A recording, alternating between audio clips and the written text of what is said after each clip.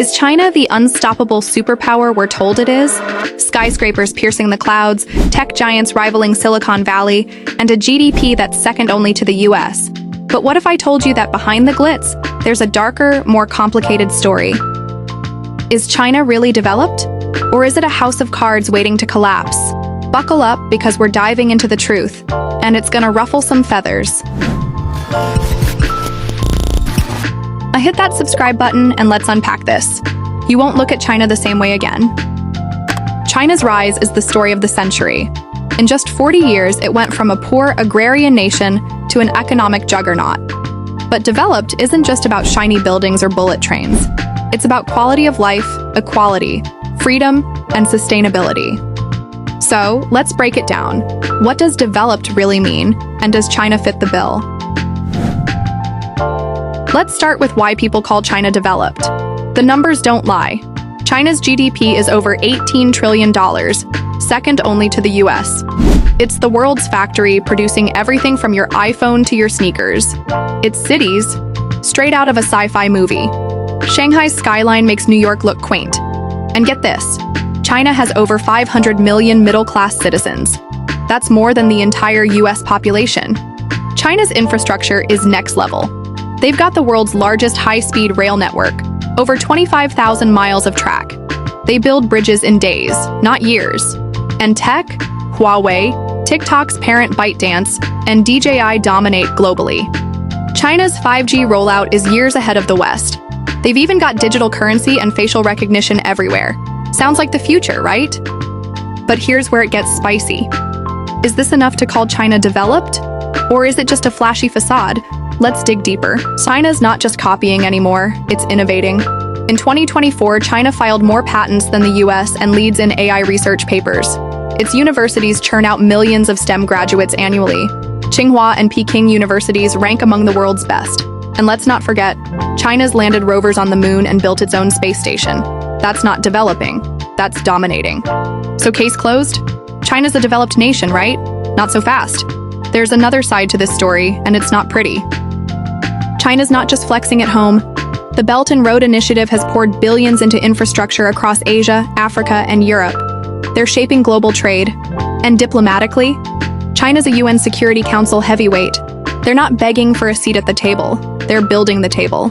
If that's not developed, what is? But here's the question nobody wants to ask. Is this development sustainable? Or is China hiding cracks that could bring it all crashing down? Let's flip the coin. Now let's talk about what you don't see in China's propaganda videos. Development isn't just about GDP or skyscrapers, it's about people. And for millions of Chinese citizens, the China dream is more like a nightmare. China's urban elite live like kings, but what about the 600 million people, nearly half the population, earning less than $150 a month? Rural areas are stuck in the 1970s. No healthcare, crumbling schools, and barely any internet. The gap between rich and poor is massive. The top 1% own 30% of the wealth. In developed nations like Japan or Germany, that number's closer to 15%. And don't get me started on migrant workers. Over 200 million people leave their families to work in cities, living in dorms, working 12-hour shifts. They build the skyscrapers but can't afford to live in them. Sound developed to you? China's growth came at a price. The environment. China's the world's biggest polluter, pumping out 10 billion tons of CO2 annually. Twice the US air pollution kills over 1 million people a year. Rivers are so toxic, some are literally red. Sure, China's investing in renewables, but coal still powers 60% of its grid. Developed nations like Sweden or Canada prioritize sustainability. China, it's choking on its own success. This isn't progress, this is a crisis. And it's not just the environment, it's the system itself. Here's the big one, freedom. In developed nations, you can criticize the government without disappearing. In China, good luck. The Great Firewall blocks Google, YouTube, and anything the party doesn't like. Over 1.5 million people are in re-education camps in Xinjiang. Social credit scores dictate who gets loans or train tickets. Developed countries value individual rights. China values control. Think about it. Can a country be truly developed if its people aren't free? If you can't speak your mind? If Big Brother's watching every move?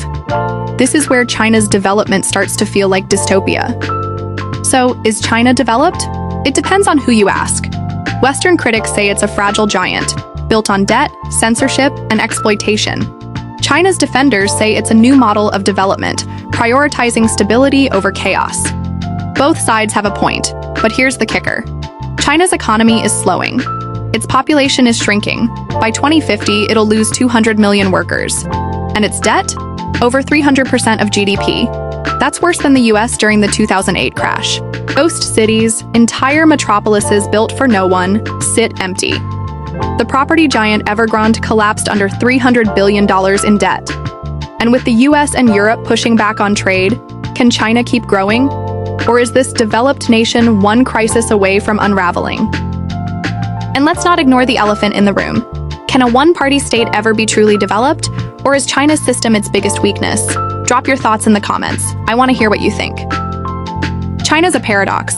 It's a global powerhouse with cutting-edge tech and jaw-dropping cities. But it's also a nation grappling with poverty, pollution, and control. Is it developed? By some metrics, absolutely. By others, it's got a long way to go. The real question is whether China can keep this balancing act going, or if the cracks are already too deep. Well, one thing's for sure. China's story isn't black and white. It's a wake-up call for all of us.